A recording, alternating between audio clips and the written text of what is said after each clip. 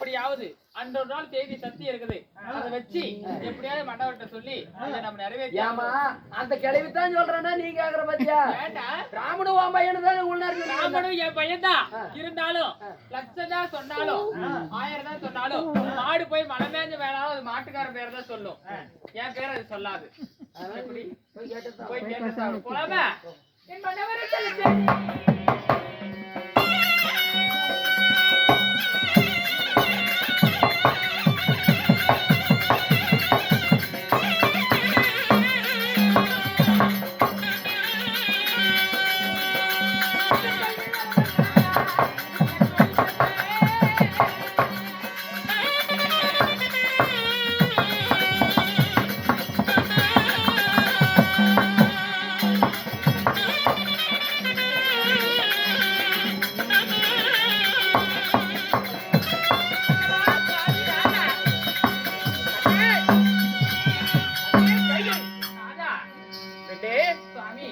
மகனாகப்பட்ட ராமர் நாளை அரசனாக போகிறார். வரவேற்புகளும் வண்ண விளக்குகளும் அற்புதமாக இருக்கிறது. நடக்கக்கூடிய வேலையெல்லாம் மறந்து நடந்து கொண்டிருக்கிறது. அப்படியா? இருந்தாலும் மன்னா உங்களிடத்தில் ஒரு கேள்வியோடு கேட்கணும் போல இருக்குது. கேட்கணுங்களா? என்னிடத்துல? என்னடி அது புதுமையாக இருக்கிறது. என்ன கேள்வி எப்படி கேட்க போகிறாய்? சுவாமி இருக்கும் வேலையெல்லாம் விட்டுவிட்டு இப்பொழுது என்ன முக்கியமான கேள்வியா இது? பிறகு பேசிக்கொள்ளலாம் விடு. சாரி மன்னா எப்படி நான் கேட்கணும்னு நினைக்கிற சந்தேகத்தை தீர்த்து வைப்பதுதான் ஒரு மனைவியோட சந்தேகத்தை தீர்த்து வைப்பதுதான் இந்த கணவருடைய வேலை, மன்னனுடைய கடமையாகும். கடமை. சரி சாமி இருந்தாலும் இன்றைய தினத்துல இந்த நாட்டுக்கு நீங்க யாரு? நான் மகாராஜா அரசன். அரசன். ஆமா. நாளை விடிந்தால் நீங்க யாரு? நாளை ராமனுக்கு பட்டாபிஷேகம் கூட்டுவிட்டால் இந்த நாட்டில் நானும் ஒரு பிரதிநிதி. பிரதிநிதிதான். ஆமா. நாட்டில் ஒரு பிரதிநிதி போல இருக்க வேண்டும். ஆமா. மன்னா இருந்தாலும் சுவாமி கண்ணே அப்படி பிரதிநிதி ஆகிவிட்டா உங்களிடத்தில் எந்த ஒரு ஆசையும் நான் கேட்க முடியாது. உண்மைதான். இன்றைய தினத்திலே எந்த ஒரு ஆசையாக இருந்தாலும் கேட்டுக்கொண்டுதான் ஆக வேண்டும். எதுவாக இருந்தாலும் நிறைவேற்றக்கூடிய கடமை மன்னனுடையதாகும். நாளை மன்னன் பதவியிலிருந்து நீக்கிவிட்டால் என்னால் அதை நிறைவேற்ற முடியாது. அதுதான் உண்மை. சுவாமி மன்னா அன்றொரு நாள் தினத்துல நம்ம காட்டுக்கு சென்ற போது காட்டிலே உள்ள வேடர்களால உங்களுக்கு ஆபத்து வந்தது. உண்மைதான். ஆபத்து வரும் நேரத்துல என் தந்தையார் கற்றுக் கொடுத்த சாரதி ஓட்டும் பழக்கம் பேருக்கு ரதசாரதியாக நீ எனக்கு வந்தாய். வந்தேன். சரி. வந்தப்ப நீங்க என்ன சொன்னீங்க? என்ன? அந்த ரதத்தில் ஏறி போர் புரிந்தீங்க. ஆமா. போர் புரிந்த போது மன்னா அந்த தேரில் இருந்த அச்சாணியானது முடிந்து போனது. ரதத்தில் இருந்த அச்சாணி ஒன்று கலண்டு கீழே விழுந்து விட்டது. சரி. விழுந்த உடனே என்னுடைய சுண்டு விரலால் அந்த அச்சாணி போல் பயன்படுத்தி உங்களை காப்பாற்றி அந்த போரில் ஜெயம் பெற்றோம். உண்மைதான். நடந்த முடிந்த விஷயம் அல்லவா இது? அதுலதானே இருக்குது. அப்படி ஜெயம் பெற்ற போது நீங்க என்ன சொன்னீங்க? என்ன சொன்னீங்க? நல்லா யோசிச்சு பாருங்க. என் உயிரை காப்பாற்றி ஜெயம் பெற்று தந்த உனக்கு எந்த வரம் வேணால் கேள், நான் உனக்கு தருகிறேன் அப்படி என்று வாக்குறுதி கொடுத்தேன். நான் அப்போது என்ன சொன்னேன்? எனக்கு இப்போது அந்த வரம் வேண்டாம், நான் தேவைப்படும் போது அந்த வரத்தை வாங்கிக்கிறேன்னு சொன்னேன். தேவையுள்ள போது வரத்தை பெற்றுக் கொள்கிறேன்னு சொன்னேன். சரி. அதனால இன்று தினமே எனக்கு அந்த வரமாகப்பட்டது வேணும்னு கேட்கிறேன். அன்று செய்து கொடுத்தக்கூடிய வரத்தை இன்று கேட்கிறாயா?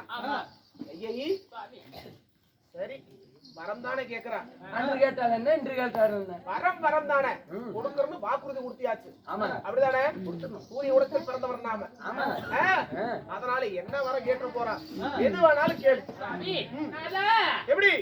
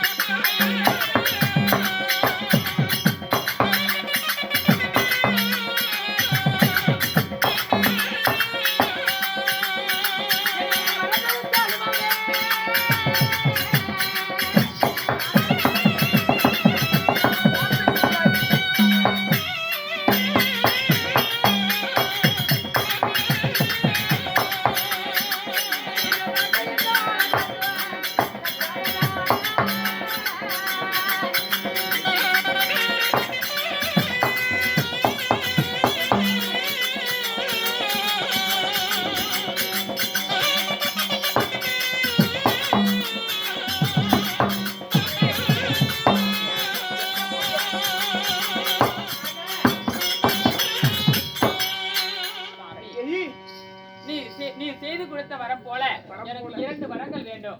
2 வரங்கள் என்றால் எப்படி? அதாவது ராமர் அயோத்தியை விட்டு 14 வருடம் ஆரண்யம் போக வேண்டும். மகனாகப்பட்ட ராமர் 14 வருடம் வனவாசம் போக வேண்டும். 2வது வரம் என்னுடைய மகனாகப்பட்ட எனக்கு பிறந்த மகன் பரதன் இந்த நாட்டை ஆள வேண்டும். ஐயோ ராமா, ஐயோ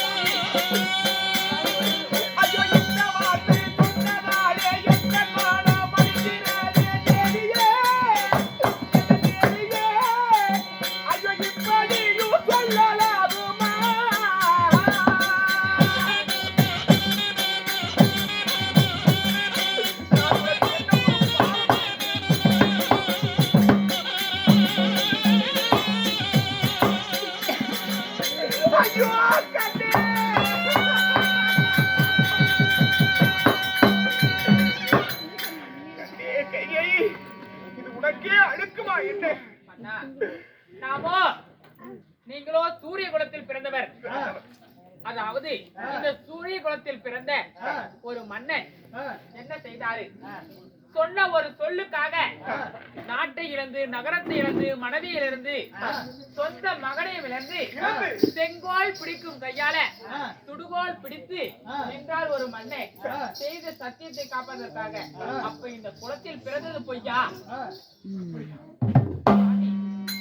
நீங்கள் எனக்கு தருகிறேன் என்றது நான் இப்போது கேட்டேன். நீங்க இந்த சூரிய குலத்தில் பிறந்த உண்மையாக இருந்தா இதை நீங்க செய்தேத்தான் ஆக வேண்டும். இதோடு இருக்கும் வரையில் இப்பேர் கொண்ட ஒரு செயல் நடக்கவே விடமாட்டேன்.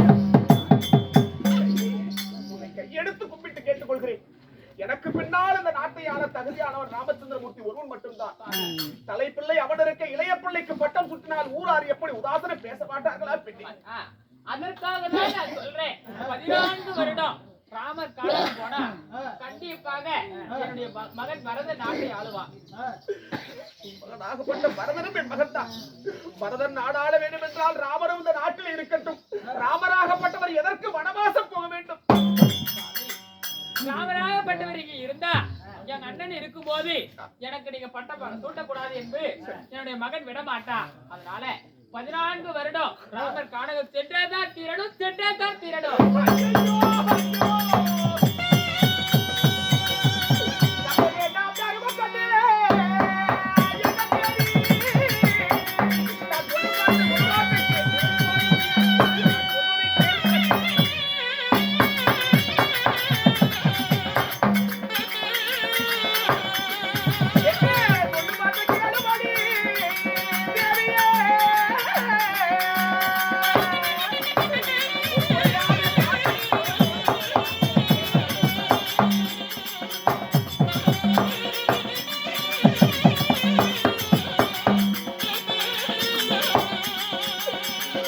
ஐயோ என் மகனை ராமனையோ நான் பிரிந்தேன்.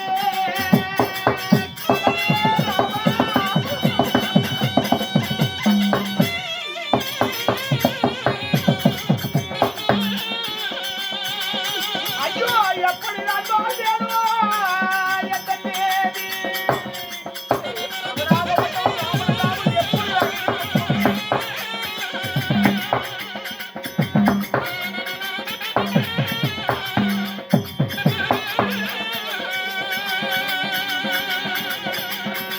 ஐயோ கண்ணே, உனக்கு இன்னுமா புரியவில்லை? கல்யாணமாகி பல வருட காலமாக நமக்கு குழந்தை இல்லாமல் இருந்தது. குழந்தை இல்லாத நேரத்திலே பிரம்மதேவனாகப்பட்டவர் பார்த்தார். தசரத மன்னா, தர்மம் தர்மம் என்று தர்மம் செய்த கையினாலே கர்மத்தை செய்ய வேண்டும் என்று சொன்னார்.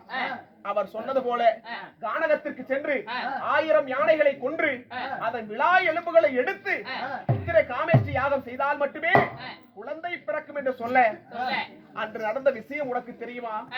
999 யானைகளை கொன்றுவிட்டு ஒரு யானை கண்படவென்று என்று வெள்ளை கூடாரம் அமைத்து நான் நித்திரையாக கொண்டிருந்தேன்.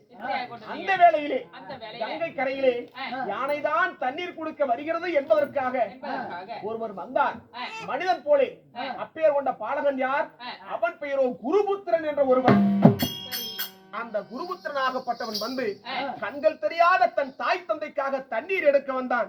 யானைதான் தண்ணீர் குடிக்க வந்திருக்கிறது என்பதற்காக ஒளிபானத்தின் மூலமாக மறைமுகமாக இருந்து யானை என்று நினைத்து அப்பேர் கொண்ட குருபுத்திரன் கையாலே நானே கொன்றுவிட்டேன். கண்கள் தெரியாத தாய் தந்தை இருக்கிறார்களே என்று குருபுத்திரன் உயிரை விட்டுவிட்டார். மகனுக்கு மகனாக, தாய்க்கும் தாயாக, தந்தைக்கு தந்தையாக நான் இருப்பேன் என்று அந்த தாய் தந்தை இடத்தில் போய் சென்று நின்றேன். அப்பா, உங்கள் மகன் குருபுத்திரன் வந்திருக்கிறேன் அப்படி என்று சொன்னதற்கு சொன்னார்கள் ஒரு வார்த்தை.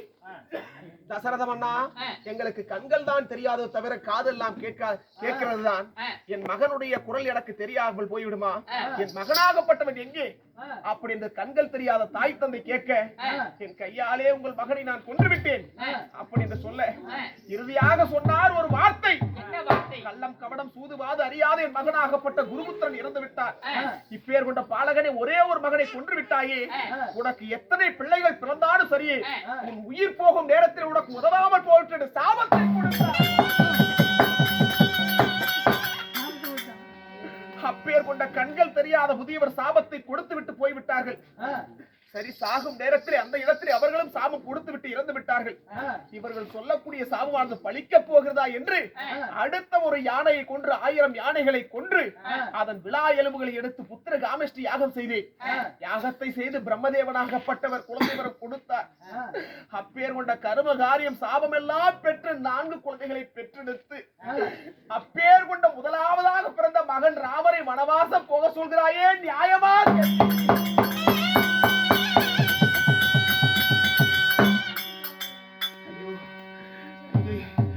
மனம் இன்னுமா மாறவில்லை சாமி. ஒரு போதும் நான் ஒத்துக்கொள்ள மாட்டேன். 14 வருடம் ராமர் கானகம் போயே தான் தீரணும். என்னுடைய மகன் தான் இந்த நாட்டை ஆளணும். ஐயோ, மகனாகப்பட்டவன் ராமன் காடுக்கு சென்று விட்டால் அந்த காட்சி என்னால் பார்க்க முடியாது. மகனே ராமா, மகனே ராமா, ஐயோ, ஐயோ, மகனே ராமா.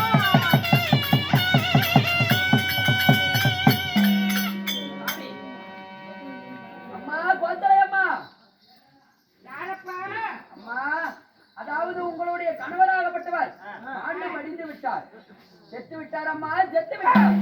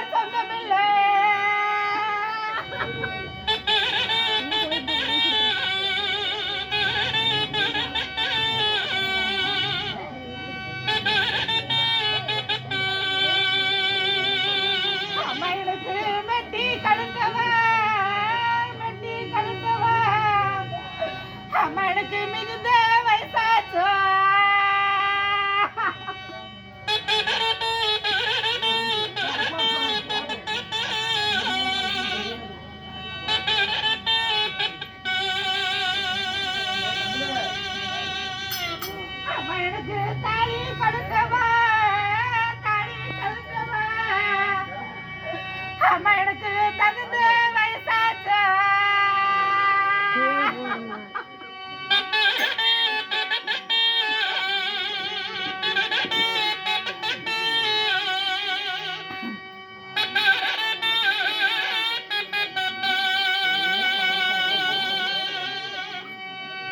அவளுக்கு தலையே வலிக்குதம்மா எனக்கு தலையே போகுதம்மா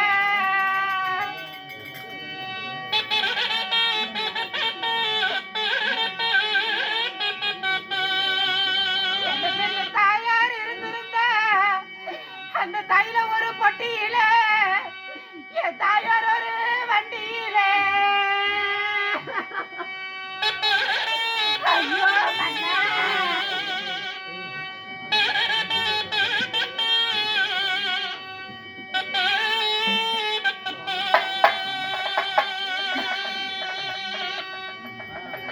ஐயோ மன்னா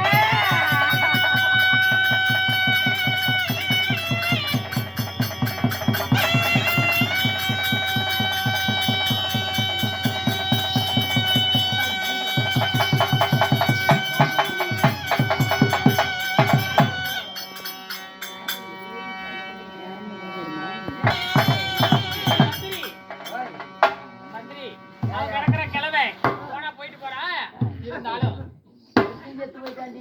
இருந்தாலும் கண்டம்மா நாம என்ன பண்ணணும் ராமர் அழைத்து என்னுடைய மகன் ராமன் நான் எதை சொன்னாலும் அப்படியே கேட்பான் இவர்கிட்ட சொன்னா எதுவும் வேலைக்கு ஆகாது அதனால என்னுடைய மகன் ராமர் அழைத்து சொன்னா எப்ப அப்படியே கேட்பான் நான் அழைத்தேன் என்று ராமர் அழைத்து வா